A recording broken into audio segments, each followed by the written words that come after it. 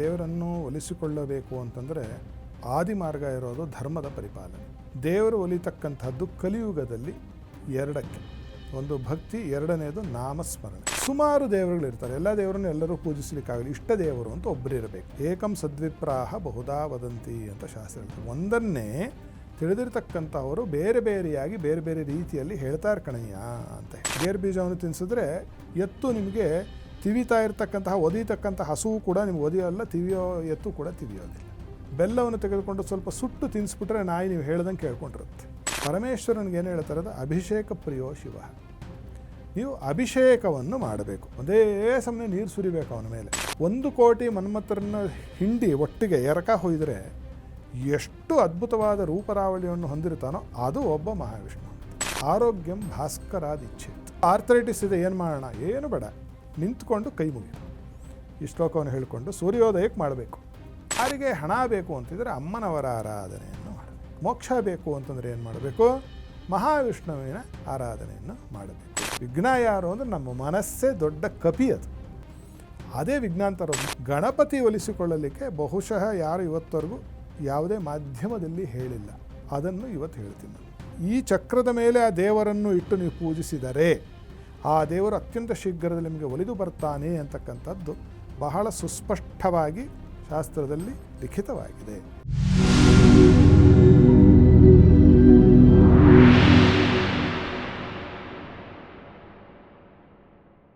ನಮಸ್ಕಾರ ವೀಕ್ಷಕರೇ, ಟಿವಿ ವಿಕ್ರಮ ಹಂಸಧ್ವನಿ ಕಾರ್ಯಕ್ರಮಕ್ಕೆ ಸ್ವಾಗತ. ನಾನು ಶ್ವೇತಾ.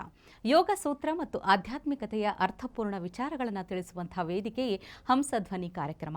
ತಮ್ಮ ಅಮೂಲ್ಯ ಹಿತವಚನಗಳಿಂದ ಬದುಕಿನ ಸಾರ ತಿಳಿಸುತ್ತಿರುವ ತತ್ವಜ್ಞಾನಿಗಳು, ಧರ್ಮಶಾಸ್ತ್ರ ಪಾರಂಗತರು, ವೇದಶಾಸ್ತ್ರ ಪರಿಣಿತರು ಆಗಿರುವಂತಹ ಹಂಸಶ್ರೀ ಸವಿತೃ ಶರ್ಮಾ ಗುರುಜಿ ಇದ್ದಾರೆ. ಗುರುಜಿ, ನಿಮಗೆ ಕಾರ್ಯಕ್ರಮಕ್ಕೆ ಆತ್ಮೀಯವಾದ ಸ್ವಾಗತ.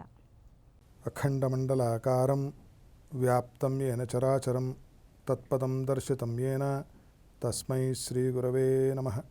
ಶ್ರೀಮದ್ ಜಗದ್ಗುರು ಶ್ರೀ ಶ್ರೀ ಶ್ರೀ ಸಚ್ಚಿದಾನಂದ ಬಾಲಕೇಶ್ವರ ಭಾರತಿ ಮಹಾಸ್ವಾಮಿನೇ ನಮಃ. ಜೈ ಗುರುದೇವ ದತ್ತ. ಎಲ್ಲರಿಗೂ ಮಂಗಳೋದಯ, ಸನ್ಮಂಗಳವಾಗಲಿ. ವೀಕ್ಷಕರೇ, ಎಲ್ಲರೂ ದೇವರನ್ನು ಆರಾಧಿಸೋದು, ಪೂಜಿಸೋದು ಯಾಕೆ? ಒಂದು ಭಕ್ತಿಯಿಂದ, ಮತ್ತೊಂದು ದೇವರು ನಮಗೆ ಸಾಧ್ಯವಾದಷ್ಟು ಕಷ್ಟಗಳನ್ನು ಕಡಿಮೆ ಕೊಡಲಿ, ಸುಖಕರವಾಗಿ ಇಟ್ಟಿರಲಿ, ದೇವರನ್ನು ಒಲಿಸಿಕೊಳ್ಳಬೇಕು ಅಂತ ಆರಾಧಿಸ್ತಾರೆ. ಹಾಗಾದರೆ ಇವತ್ತಿನ ಸಂಚಿಕೆಯಲ್ಲಿ ದೇವರನ್ನು ಸುಲಭವಾಗಿ ಒಲಿಸಿಕೊಳ್ಳೋದು ಹೇಗೆ ಅನ್ನೋದ್ರ ಬಗ್ಗೆ ತಿಳ್ಕೊಳ್ಳೋಣ. ಗುರುಜಿ, ಇದು ಬಹುಶಃ ಎಲ್ಲರೂ ಬಯಸುವಂಥದ್ದು ಅನಿಸುತ್ತೆ. ದೇವರನ್ನು ಒಲಿಸಿಕೊಳ್ಳುವ ಪರಿ ಹೇಗೆ ಅನ್ನೋದನ್ನು ತಿಳಿಸ್ಕೊಡಿ. ಮೊಟ್ಟ ಮೊದಲನೇದಾಗಿ ದೇವರನ್ನು ಒಲಿಸಿಕೊಳ್ಳಬೇಕು ಅಂತಂದರೆ ಆದಿ ಮಾರ್ಗ ಇರೋದು ಧರ್ಮದ ಪರಿಪಾಲನೆ. ಆಡುಭಾಷೆಯಲ್ಲಿ ಹೇಳ್ತಾರೆ ನೋಡಿ, ಮಾಡೋದೆಲ್ಲ ಅನಾಚಾರ, ಮನೆ ಮುಂದೆ ಬೃಂದಾವನ. ಹಾಗಾಗೋದಿಲ್ಲ.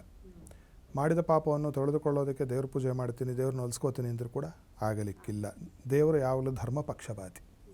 ಧರ್ಮದಲ್ಲಿ ಯಾರಿದ್ದಾರೋ ಅವರನ್ನೇ ಅವನು ಕಾಯೋದು. ಅದಕ್ಕೆ ನಮಗೆ ಮಹಾಭಾರತ ಕಣ್ಣು ಮುಂದಿದೆ, ರಾಮಾಯಣ ಕಣ್ಣು ಮುಂದಿದೆ. ನಮಗೆ ಅದರ ಬಗ್ಗೆ ಹೆಚ್ಚು ಹೇಳೋದಕ್ಕೆ ಹೋಗೋದಿಲ್ಲ.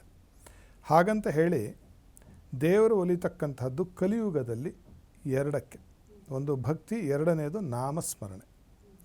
ಕಲಿಯುಗದಲ್ಲಿ ನಾಮೋಚ್ಚಾರಣ ಮಾತ್ರದಿಂದ ದೇವರು ಅತ್ಯಂತ ಶೀಘ್ರದಲ್ಲಿ ಒಲಿದು ಬಿಡ್ತಾನೆ ಅಂತ.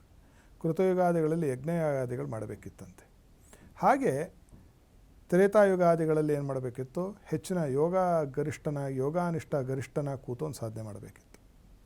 ದ್ವಾಪರಾದಿಗಳಲ್ಲಿ ಮಂತ್ರಜಪಾದಿಗಳು ಇತ್ಯಾದಿಗಳು ಮಾಡಬೇಕಿತ್ತು. ಕಲಿಯುಗದಲ್ಲಿ ಏನು ಹೇಳ್ತಾರಪ್ಪ ಅಂದರೆ, ನೀವು ಸುಮ್ಮನೆ ನಾಮಜಪವನ್ನು ಮಾಡಿ, ರಾಮ ಅನ್ನಿ, ಕೃಷ್ಣ ಅನ್ನಿ, ಹರಹರ ಶಂಭೋ ಮಹಾದೇವ ಅನ್ನಿ, ಜಗದಂಬಿಕಾ ಅನ್ನಿ, ಈ ರೀತಿಯಾಗಿ ನಾಮಸ್ಮರಣೆಯನ್ನು ಮಾಡ್ತಕ್ಕಂಥದ್ದು ಅತ್ಯಂತ ಸುಲಭದಲ್ಲಿ ದೇವರು ಒಲಿತಾನೆ ಅಂತ ಹೇಳಿದೆ. ಅದನ್ನು ಹೇಳ್ತಾ ಸುಮಾರು ದೇವರುಗಳಿರ್ತಾರೆ, ಎಲ್ಲ ದೇವರನ್ನು ಎಲ್ಲರೂ ಪೂಜಿಸಲಿಕ್ಕಾಗಲಿ, ಇಷ್ಟ ದೇವರು ಅಂತ ಒಬ್ಬರು ಇರಬೇಕು. ಎಲ್ಲ ದೇವರನ್ನು ಮಾಡಿದ್ರೂ ತಪ್ಪಿಲ್ಲ. ಇದು ಹೇಗೆ ಅಂತಂದರೆ, ಒಂದೇ ಶಕ್ತಿ, ನಾಮ ಹಲವು. ಏಕಂ ಸದ್ವಿಪ್ರಾಹ ಬಹುಧಾ ವದಂತಿ ಅಂತ ಶಾಸ್ತ್ರ ಹೇಳ್ತದೆ. ಒಂದನ್ನೇ ತಿಳಿದಿರ್ತಕ್ಕಂಥವರು ಬೇರೆ ಬೇರೆಯಾಗಿ ಬೇರೆ ಬೇರೆ ರೀತಿಯಲ್ಲಿ ಹೇಳ್ತಾರೆ ಕಣಯ್ಯ ಅಂತ ಹೇಳಿ. ಕೆಲವರಿಗೆ ಈಶ್ವರನ ಮೇಲೆ ವಿಪರೀತವಾದ ಭಕ್ತಿ ಇರುತ್ತೆ, ಕೆಲವರಿಗೆ ಅಮ್ಮನವರ ಮೇಲೆ ಭಕ್ತಿ ಇರುತ್ತೆ, ಕೆಲವರಿಗೆ ಮಹಾಗಣಪತಿಯ ಮೇಲೆ ಭಕ್ತಿ ಇರುತ್ತೆ, ಕೆಲವರಿಗೆ ಮಹಾವಿಷ್ಣುವಿನ ಮೇಲೆ ಭಕ್ತಿ ಇರುತ್ತೆ, ಕೆಲವರಿಗೆ ಏನೈತೆ ಸೂರ್ಯನ ಮೇಲೆ ಭಕ್ತಿ ಇರುತ್ತೆ. ಈ 5 ದೇವತೆಗಳ ಪೂಜೆಯನ್ನು ಮಾಡಿದರೆ ಸಮಗ್ರವಾಗಿ ಎಲ್ಲ ದೇವತೆಗಳ ಪೂಜೆಯನ್ನು ಮಾಡಿದ ಹಾಗಾಯಿತು ಅಂತ ಹೇಳಿ ಆದಿಗುರು ಶಂಕರ ಭಗವತ್ಪಾದಾಚಾರ್ಯರು ನಮಗೆ ಅಪ್ಪಣೆಯನ್ನು ಕೊಟ್ಟುಬಿಟ್ಟಿದ್ದಾರೆ.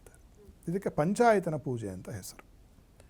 ಸೊ ಇದಕ್ಕೆ ಒಂದು ನಿಮಿತ್ತ ಮಾಡಿ ಇದನ್ನೇ ಒಂದು ಚಿಕ್ಕದಾಗಿ ಹೇಳೋ ಪ್ರಯತ್ನವನ್ನು ಮಾಡಿ ಈ 5 ದೇವರನ್ನು ಒಲಿಸಿಕೊಳ್ಳೋದು ಹೇಗೆ ಅಂತ. ಪ್ರಮುಖವಾಗಿ ನಾವು ಯಾವಾಗ ಒಲಿತೆ ನಮ್ಮ ದೇವತೆಗಳು ಅಂತಂದರೆ, ಉದಾಹರಣೆಗೆ ಚಿಕ್ಕ ಮಕ್ಕಳು ನಮ್ಗೆ ಯಾವಾಗ ಒಲಿತಾರೆ? ನಿಮಗೆ ಒಂದು ಚಿಕ್ಕ ಮಗುವಿಗೆ ಅದಕ್ಕೆ ಈ ಚಾಕ್ಲೇಟ್ ಕೊಟ್ಟರೆ ಇಷ್ಟ. ಚಾಕ್ಲೇಟ್ ಕೊಟ್ಟ ತಕ್ಷಣ ಏನು ಮಾಡುತ್ತದೋ ಬರುತ್ತೆ ನಮ್ಮ ಹತ್ತಿರಕ್ಕೆ. ಇಲ್ಲಿ ನೋಡಿ ಪುಟ ಅಂತಂದ್ರೆ ಬಂದು ಇಸ್ಕೊಳ್ಳೋ ಹೊತ್ತಾದರೂ ನಮ್ಮ ಹತ್ರ ಬಂದು ಹಿಂಗೆ ಇಸ್ಕೊಂಡು ಒಂದು ನಿಮಿಷ ಹಿಂಗೆ ಅಂದ್ಕೊಂಡು ಓಡೋಗುತ್ತೆ. ಅದೇ ರೀತಿಯಾಗಿ ಹೆಣ್ಣು ಮಕ್ಕಳಿಗೆ ಏನಿಷ್ಟ? ಬಟ್ಟೆ ಬರೆ ಪ್ರಾಸಾದನ ಸಾಮಗ್ರಿಗಳು ಕೊಟ್ಟರೆ ಹೆಣ್ಣು ಮಕ್ಕಳಿಗೆ ಬಹಳ ಸಂತೋಷ ಆಗುತ್ತೆ. ಎಲ್ಲ ಆಡುಭಾಷೆಯಲ್ಲಿ ಹೇಳ್ತಾರೆ ನೋಡಿ, ಹೆಂಡತಿ ಮುನ್ಸ್ಕೊಂಡಿದ್ರೆ ಒಂದು ಮೊಳ ಹೂವು ಕೊಟ್ಟರೆ ಸರಿ ಹೋಗುತ್ತೆ ಅಂತ. ಅಲಂಕಾರಾದಿಗಳನ್ನು ಅವರು ಪ್ರಿಯರವರು, ಅವರೇ ಅಲಂಕಾರ ಮಾಡ್ಕೊಳ್ಳಿ, ಗಂಡಸರೇನು ಅಲಂಕಾರ ಮಾಡ್ಕೊಳ್ಳೋಕ್ಕಾಗುತ್ತೆ? ಏನೂ ಆಗೋದಿಲ್ಲ. ಅದೇ ರೀತಿಯಾಗಿ ಒಂದು ಹಸು ನಮಗೆ ಒಲಿಬೇಕು ಅಂದರೆ ಏನು ಮಾಡಬೇಕು ಅಂದರೆ, ಅದಕ್ಕೆ ಗೇರು ಬೀಜವನ್ನು ತಿನ್ನಿಸು ಅಂತ ಹೇಳ್ತಾರೆ. ಗೇರು ಬೀಜವನ್ನು ತಿನ್ನಿಸಿದ್ರೆ ಎತ್ತು ನಿಮಗೆ ತಿವಿತಾ ಇರ್ತಕ್ಕಂತಹ ಒದಿತಕ್ಕಂಥ ಹಸುವು ಕೂಡ ನಿಮ್ಗೆ ಒದಿಯೋಲ್ಲ, ತಿವಿಯೋ ಎತ್ತು ಕೂಡ ತಿವಿಯೋದಿಲ್ಲ. ನಾಯಿಗಳು ಒಲಿಬೇಕು ಅಂದರೆ ಏನು ಮಾಡಬೇಕು ಅಂತಾರೆ ಅಂತಂದರೆ, ಬೆಲ್ಲವನ್ನು ತೆಗೆದುಕೊಂಡು ಸ್ವಲ್ಪ ಸುಟ್ಟು ತಿನ್ನಿಸ್ಬಿಟ್ರೆ ನಾಯಿ ನೀವು ಹೇಳ್ದಂಗೆ ಕೇಳ್ಕೊಂಡಿರುತ್ತೆ. ಅಂದರೆ ಒಂದೊಂದು ಜೀವಜಂತುಗಳಿಗೂ ಕೂಡ ಒಂದೊಂದು ಯಾವುದೋ ಒಂದು ಪರಮವಾಗಿರ್ತಕ್ಕಂತಹ ಒಂದು ಇಷ್ಟವಾಗಿರ್ತಕ್ಕಂತಹ ಒಂದು ವಸ್ತು ಇದೆ ಅಥವಾ ಒಂದು ಕ್ರಿಯೆ ಇದೆ. ಈ ರೀತಿಯಾಗಿ ಈ ಪಂಚಾಯತನ ದೇವತೆಗಳನ್ನು ನಾವು ಹೇಗೆ ಒಲಿಸಿಕೊಳ್ಳುವುದು ಅಂತ ನೋಡಿದಾಗ, ಮೊದಲನೆಯದು ಆದಿಯಾಗಿ ಪರಮೇಶ್ವರನ ಒಂದು ಆರಾಧನೆ. ಪರಮೇಶ್ವರನಿಗೆ ಏನು ಹೇಳ್ತಾರೆ? ಅದು ಅಭಿಷೇಕ ಪ್ರಿಯೋ ಶಿವ. ನೀವು ಅಭಿಷೇಕವನ್ನು ಮಾಡಬೇಕು. ಸಂತತ ಧಾರೆಯ ರುದ್ರಂ ಅಭಿಷಿಂಚನ್. ಒಂದೇ ಸಮಯ ನೀರು ಸುರಿಬೇಕು ಅವನ ಮೇಲೆ. ಅವನೇ ಗಂಗಾಧರ, ತಲೆ ಮೇಲೆ ನೀರು ಇಟ್ಕೊಂಡ್ಬಿಟ್ಟಿದ್ದಾನು. ನಾವೇ ನೀರು ಸುರಿಯೋದು ಅಂತ ಅನಿಸುತ್ತೆ ನನಗೆ. ಒಂದು ಚೋದ್ಯ ಇರಲಿ. ಭಕ್ತಿ ಶ್ರದ್ಧೆಯಿಂದ ನಿಮಗೆ ಮಂತ್ರ ಬಂದರೆ ಮಂತ್ರ, ಶ್ಲೋಕ ಬಂದರೆ ಶ್ಲೋಕ, ಏನು ಬರದೇ ಇದ್ರೆ ಏನು, ಶಿವಾಯ ನಮಃ ಶಿವಾಯ ನಮಃ ಅಂದ್ಕೊಂಡು ಕಣ್ಣು ಮುಚ್ಚಿಕೊಂಡು ಸಾಕ್ಷಾತ್ ಪರಮೇಶ್ವರನ ಮೇಲೆ ನಾನು ನೀರನ್ನು ನಿಮಜ್ಜನ ಮಾಡ್ತಾ ಇದ್ದೀನಿ ಅಂದುಕೊಂಡು ಚಿಕ್ಕದಾಗಿರ್ತಕ್ಕಂತಹ ಒಂದು ಶಿವಲಿಂಗನ ಇಟ್ಟುಕೊಂಡು ಅದಕ್ಕೆ ಅಭಿಷೇಕ ಮಾಡ್ತಾ ಬಂದರೆ ಪ್ರತಿನಿತ್ಯ ಮಾಡಬೇಕು. ಒಂದಿನ ಮಾಡಿ ನಾವು ನಿಲ್ಲಿಸಬಾರ್ದು. ಯಾವ ರೀತಿಯಲ್ಲಿ ಉಸಿರಾಡ್ತಾ ಇದ್ದೀವೋ, ಯಾವ ರೀತಿಯಲ್ಲಿ ಪ್ರತಿದಿನ ನಿಮಗೆ ಬೇಜಾರಾಗಿರಲಿ, ಸುಸ್ತಾಗಿರಲಿ, ಟೈಮ್ ಇರಲಿ, ಬಿಡಲಿ, ಊಟವನ್ನು ಬಿಟ್ಟಿಲ್ವೋ, ಅದೇ ರೀತಿಯಾಗಿ ದೇವತೆಯನ್ನು ಒಲಿಸಿಕೊಳ್ಳುವುದಕ್ಕೆ ಹೇಳಿರ್ತಕ್ಕಂತಹ ಈ ಒಂದು ಪ್ರಕ್ರಿಯೆಯನ್ನು ಅವ್ಯಾಹತವಾಗಿ ದಿನ ನಡೆಸಬೇಕು. ಈ ರೀತಿಯಾಗಿ ಪರಮೇಶ್ವರನನ್ನು ಒಲಿಸಿಕೊಳ್ಳುವುದಕ್ಕೆ ಅಭಿಷೇಕವೇ ಮೂಲ. ಎರಡನೆಯದು ಸೂರ್ಯನನ್ನು ಒಲಿಸಿಕೊಳ್ಳುವುದಕ್ಕೆ ಏನು ಮಾಡಬೇಕು? ಯಾವ್ಯಾವ್ದವ್ರು ಏನು ಕೊಡ್ತಾರೆ ಅನ್ನೋದಕ್ಕೆ ಹೇಳೋಣ. ಮೊದಲು ಇದನ್ನು ಹೇಳಿಬಿಡ್ತೀನಿ. ಸೂರ್ಯನನ್ನು ಒಲಿಸಿಕೊಳ್ಳಬೇಕಾದರೆ ನತಿಪ್ರಿಯೋ ಭಾನುಹು ಅಂತ ಶಾಸ್ತ್ರ. ನತಿಪ್ರಿಯೋ ಭಾನುಹು ಅಂದರೆ ನಮಸ್ಕಾರವನ್ನು ಮಾಡಬೇಕು ಸೂರ್ಯನಿಗೆ. ಅದಕ್ಕೆ ಒಂದು ಚಕ್ರವೇ ಬರುತ್ತೆ, ಆದಿತ್ಯ ಮಂಡಲ ಅಂತ ಹೇಳ್ತಾರೆ. ಇಲ್ಲಾಂದ್ರೆ ಪ್ರತ್ಯಕ್ಷವಾಗಿ ಮೇಲ್ಕಾಳ್ತಕ್ಕಂತಹ ಆದಿತ್ಯ ಮಂಡಲಕ್ಕೆ ಸೂರ್ಯೋದಯಕ್ಕೆ ಪೂರ್ವಭಾವಿಯಾಗಿ ಎದ್ದು ಮಡಿಯನ್ನು ಇತ್ಯಾದಿಗಳನ್ನು ಉಟ್ಟುಕೊಂಡು ಶುಚಿರ್ಭೂತನಾಗಿ ಬಹಳ ಸುಲಭದಲ್ಲಿ ನಿಮಗೆ ಲಭ್ಯ ಇರತಕ್ಕಂತಹ ಆದಿತ್ಯ ಹೃದಯ ಅಂತಕ್ಕಂಥ ಒಂದು ಶ್ಲೋಕ. ರಾವಣಾಸುರನನ್ನು ಸೋಲಿಸಲಿಕ್ಕೆ ಶ್ರೀರಾಮಚಂದ್ರನಿಗೆ ಅಗಸ್ತ್ಯ ಮಹರ್ಷಿಗಳು ಉಪದೇಶ ಮಾಡಿದಂತಹ ಒಂದು ಮಂತ್ರಜಾಲ ಅದು. ಗೆಲ್ಲಿಕ್ಕಾಗಿರಲಿಲ್ಲ. ರಾವಣಾಸುರನ ಏನು ಮಾಡಬೇಕು ಅಂತ ಹೇಳಿ ಚಿಂತೆಗೆ ಈಡಾದಾಗ ಅಗಸ್ತ್ಯ ಮಹರ್ಷಿಗಳು ಬಂದು ಶ್ರೀರಾಮಚಂದ್ರ ಮೂರ್ತಿಗೆ ಇದರ ಉಪದೇಶವನ್ನು ಕೊಟ್ಟು ಇದನ್ನು ಪುನಶ್ಚರಣೆ ಅಂದರೆ ಇಷ್ಟು ಮಾಡಯ್ಯ, ನಿನ್ನ ಶತ್ರುವನ್ನು ಗೆಲ್ತೀಯ ಅಂತ ಹೇಳಿದ್ದಕ್ಕೆ ಮಾಡಿದ್ದ. ಆ ಶ್ರೀರಾಮಚಂದ್ರ ಮೂರ್ತಿ ಅದನ್ನು ಪಠನೆ ಮಾಡಿದ ನಂತರದಲ್ಲಿ ರಾವಣಾಸುರನು ಗೆಲ್ಲಲಿಕ್ಕಾಯಿತು ಅಂತ ಒಂದು ಆಖ್ಯಾಯಿಕೆ ಉಂಟು. ಆ ರೀತಿಯಾಗಿ ಭಾಸ್ಕರನ ಒಂದು ಒಲಿಕೆ ಅಥವಾ ನಾವು ಒಲಿಸಿಕೊಳ್ಳಬೇಕು ಅಂದರೆ ದಿನಂಪ್ರತಿ ಸೂರ್ಯ ನಮಸ್ಕಾರವನ್ನು ಮಂತ್ರಾತ್ಮಕವಾಗಿ ಮಾಡಬೇಕು. ಈ ಶ್ಲೋಕವನ್ನು ಹೇಳಿಕೊಂಡು ಅಥವಾ 12 ನಾಮಾವಳಿ ಸೂರ್ಯನ ಮಿತ್ರ, ರವಿ, ಸೂರ್ಯ, ಭಾನು, ಖಗ, ಪೂಷ, ಹಿರಣ್ಯಗರ್ಭ, ಮರೀಚ್ಯಾದಿತ್ಯ, ಸವಿತೃ, ಅರ್ಕ, ಭಾಸ್ಕರಾಹ ಅಂತ ಇದನ್ನು ಹೇಳಿಕೊಂಡು ಯೋಗಾಸನದಲ್ಲಿರ್ತಕ್ಕಂತಹ ಆ ಆಸನಗಳನ್ನೂ ಹಾಕಿಕೊಂಡು ನಮಸ್ಕಾರ ಮಾಡಬೇಕು. ಆದರೆ ಅರ್ಪಣೆ ಸೂರ್ಯನಿಗೆ ಮಾಡ್ತಾ ಇದ್ದೀನಿ ಅಂತಕ್ಕಂಥದ್ದನ್ನು ಮಾಡಬೇಕು. ಆ ರೀತಿಯಾಗಿ ನಮಸ್ಕಾರದಿಂದ ಯಾವಾಗ ಅತಿ ಶೀಘ್ರದಲ್ಲಿ ಭಾಸ್ಕರನು ಸೂರ್ಯನು ನಮಗೆ ಒಲಿತಾನೆ ಅಂತಕ್ಕಂಥದ್ದು. ಮೂರನೆಯದು ಅಮ್ಮನವರು ದೇವಿ. ದೇವಿಯನ್ನು ಹೇಗೆ ಒಲಿಸಿಕೊಳ್ಳಬೇಕು ಅಂತಂದರೆ ಸ್ತೋತ್ರ ಪ್ರಿಯ ಅಂತ ಅಮ್ಮನವರು ಸ್ತುತಿ ಮಾಡಬೇಕು. ಅಮ್ಮನವರನ್ನು ಹೆಚ್ಚು ಸ್ತೋತ್ರಗಳನ್ನು ಅಮ್ಮನವರ ಮುಂದೆ ಕುಳಿತುಕೊಂಡು ಮಾಡುವುದರಿಂದ ಯಾವುದಾದ್ರೂ ಅಮ್ಮನವರ ಶ್ಲೋಕ ಆಗ್ಬೋದು, ಕಾಳಿಕಾಷ್ಟಕ ಆಗ್ಬೋದು, ದುರ್ಗಾಸ್ತವನ ಆಗ್ಬೋದು, ಆಪದುದ್ದರ ದುರ್ಗಾ ಸ್ತೋತ್ರ ಆಗಬಹುದು, ಉಪದೇಶ ಇದ್ದವರು ಎಡವಟ್ಟು ಮಾಡಿಕೊಳ್ಳದೆ ಚಂಡಿಕಾ ಪಾರಾಯಣ ಆಗಬಹುದು, ಅಥವಾ ದುರ್ಗಾ ಅಷ್ಟೋತ್ತರ ಶತನಾಮಾವಳಿ ಸ್ತೋತ್ರ ಆಗಬಹುದು. ಈ ರೀತಿಯಾಗಿ ಅಮ್ಮನವರ ಯಾವುದೇ ಒಂದು ಸ್ತೋತ್ರವನ್ನು, ಲಕ್ಷ್ಮೀ ಮಹಾಲಕ್ಷ್ಮಿ ಅಷ್ಟಕ ಆಗಿರಬಹುದು, ಅಮ್ಮನವರ ಸ್ತೋತ್ರವನ್ನು ಬಹಳ ಶ್ರದ್ಧಾಭಕ್ತಿ ವಿಶ್ವಾಸದಿಂದ ಅವ್ಯಾಹತವಾಗಿ ಮಾಡ್ತಾ ಬಂದರೆ ಅಮ್ಮನವರು ಅತಿ ಶೀಘ್ರದಲ್ಲಿ ಒಲಿತಾರೆ. ಇನ್ನು ನಾಲ್ಕನೆಯದು ವಿಷ್ಣು. ಅಲಂಕಾರ ಪ್ರಿಯ ಮಹಾವಿಷ್ಣು. ಬಹಳ ಅವನಿಗೆ ಕೋಟಿ ಮನ್ಮಥ ಲಾವಣ್ಯ ವಿಗ್ರಹಾಯ ನಮಃ ಅಂತ ಒಂದು ಪದ ಬಳಸ್ತಾರೆ ಮಹಾವಿಷ್ಣುವಿನ ಅರ್ಚನೆಯಲ್ಲಿ. ಅವನು ಕಂದರ್ಪನ ತಂದೆ ತಾನೆ, ಮನ್ಮಥನ ತಂದೆ. 1 ಕೋಟಿ ಮನ್ಮಥರನ್ನ ಹಿಂಡಿ ಒಟ್ಟಿಗೆ ಎರಕ ಹೊಯ್ದರೆ ಎಷ್ಟು ಅದ್ಭುತವಾದ ರೂಪರಾವಳಿಯನ್ನು ಹೊಂದಿರ್ತಾನೋ ಅದು ಒಬ್ಬ ಮಹಾವಿಷ್ಣು ಅಂತ. ಅಂತಹ ಪರಮಾದ್ಭುತವಾಗಿರ್ತಕ್ಕಂತಹ ಬಹಳ ಬಹಳ ಬಹಳ ಬಹಳ ಶೃಂಗಾರ ಪ್ರಿಯ ಆತ.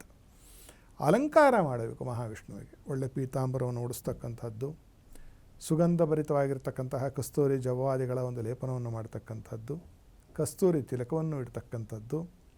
ಈ ರೀತಿಯಾಗಿ ನಿಮ್ಗೆ ಏನೇನು ಸಾಧ್ಯವೋ ಶ್ರೀಮನ್ ಮಹಾವಿಷ್ಣುವಿಗೆ ಚಿಕ್ಕದಾಗಿರ್ತಕ್ಕಂಥ ವಿಗ್ರಹ ಆದರೂ ಏನು ಅಡ್ಡಿ ಇಲ್ಲ, ತುಳಸಿ ಅರ್ಚನೆಯನ್ನು ಮಾಡ್ತಕ್ಕಂಥದ್ದು. ಇದನ್ನು ಮಾಡ್ತಕ್ಕಂಥದ್ದು ಯಾರಿಗೆ? ಮಹಾವಿಷ್ಣುವಿಗೆ ಮಾಡ್ತಾ ಬಂದರೆ ಯಾವುದೇ ಅವತಾರ ಆಗಿರೋ ಮಹಾವಿಷ್ಣುದು ಅತ್ಯಂತ ಶೀಘ್ರದಲ್ಲಿ ಮಹಾವಿಷ್ಣು ಒಲಿತಾನೆ.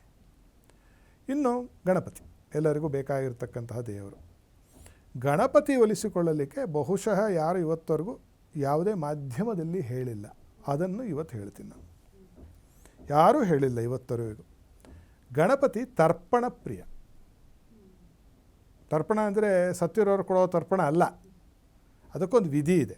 ತಿಳಿದವರಿಂದ ಕಲ್ತುಕೊಂಡು ಮಾಡಬೇಕು. ಅದನ್ನು ಪೆದ್ದಾಗಿ ಎಳ್ಳು ನೀರು ಬಿಟ್ಬಿಟ್ಟಿರಿ ಗಣಪತಿಗೆ, ಆಮೇಲೆ ಭಾಳ ಎಡವಟ್ಟಾಗಿ ಹೋಗುತ್ತೆ. ಆ ಥರದ ಚೇಷ್ಟೆಯನ್ನು ಮಾಡೋದು ಬೇಡ. ಪೂರ್ತಿ ತಿಳಿದುಕೊಂಡು ಮಾಡಿ. ಪೂರ್ತಿ ತಿಳಿದವರ ಹತ್ರ ಹೋಗಿ.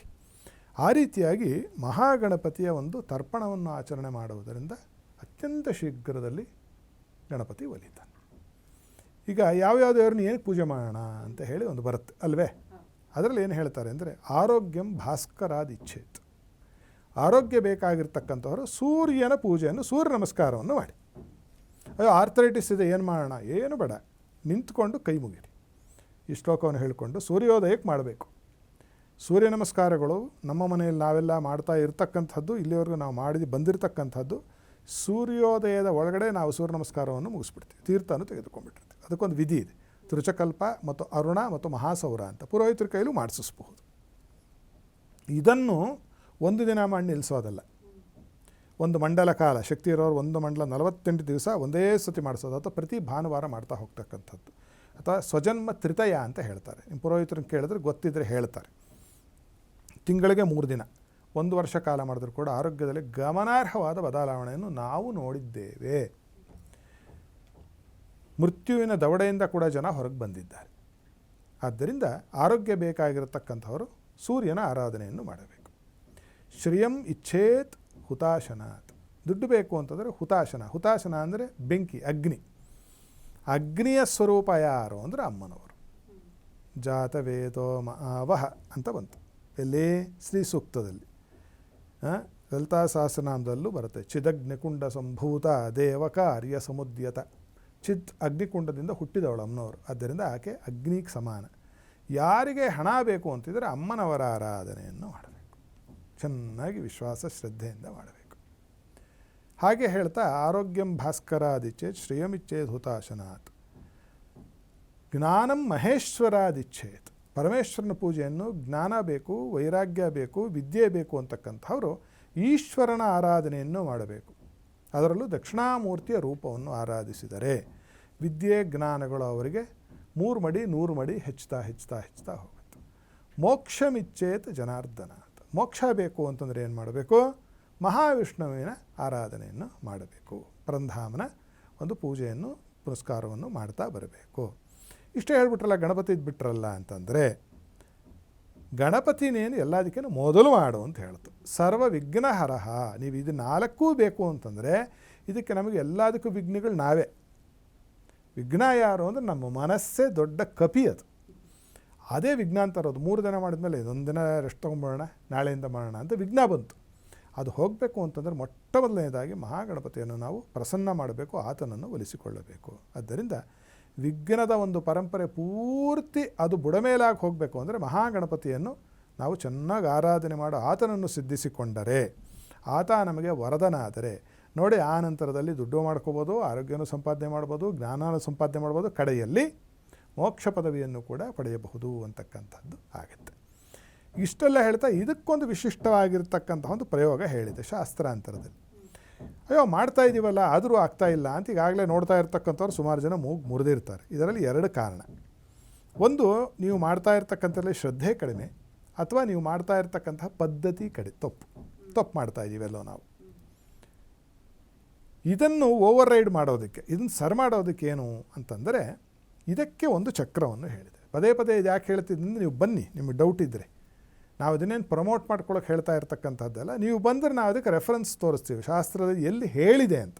ಕಪೋಲಕಲ್ಪಿತವಾಗಿ ಹೇಳ್ತಾ ಇಲ್ಲ. ಆ ಚಕ್ರವನ್ನು ಮಾಡಿಸಿಕೊಂಡು ಸಾರ್ವತ್ರಿಕವಾಗಿ ಒಂದೇ ಚಕ್ರ, ನಿಮಗೆ ಯಾವ ದೇವರನ್ನು ಒಲಿಸಿಕೊಳ್ಳಬೇಕು ಅಂತಿರುತ್ತೋ ಈ ಚಕ್ರದ ಮೇಲೆ ಆ ದೇವರನ್ನು ಇಟ್ಟು ನೀವು ಪೂಜಿಸಿದರೆ ಆ ದೇವರು ಅತ್ಯಂತ ಶೀಘ್ರದಲ್ಲಿ ನಿಮಗೆ ಒಲಿದು ಬರ್ತಾನೆ ಅಂತಕ್ಕಂಥದ್ದು ಬಹಳ ಸುಸ್ಪಷ್ಟವಾಗಿ ಶಾಸ್ತ್ರದಲ್ಲಿ ಲಿಖಿತವಾಗಿದೆ. ಯಾರಿಗೆ ಶ್ರದ್ಧೆ ಇದೆಯೋ, ಯಾರಿಗೆ ಆಸ್ಥೆ ಇದೆಯೋ ಅವರಿಗಿದು.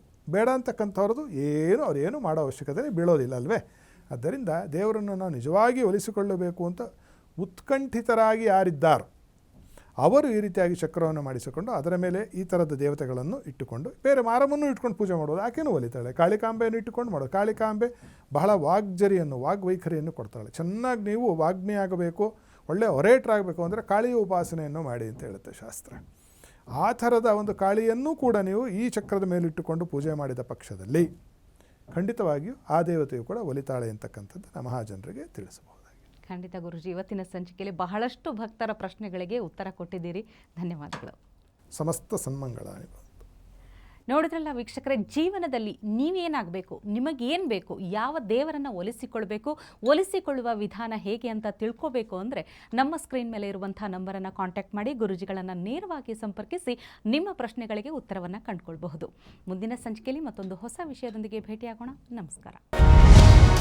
ಟಿವಿ ವಿಕ್ರಮ, ದೇಶ ನಿಮ್ಮ ಕೈಯಲ್ಲಿ. ಈ ಕಾರ್ಯಕ್ರಮ ನಿಮಗೆ ಇಷ್ಟ ಆಗಿದ್ದಲ್ಲಿ ಲೈಕ್, ಶೇರ್ ಹಾಗೂ ಕಮೆಂಟ್ ಮಾಡಿ. ಟಿವಿ ವಿಕ್ರಮದ ಕಾರ್ಯಕ್ರಮಗಳನ್ನು ನಿರಂತರವಾಗಿ ವೀಕ್ಷಿಸಲು ಸಬ್ಸ್ಕ್ರೈಬ್ ಮಾಡಿ, ಬೆಲ್ ಐಕನ್ ಒತ್ತಿ.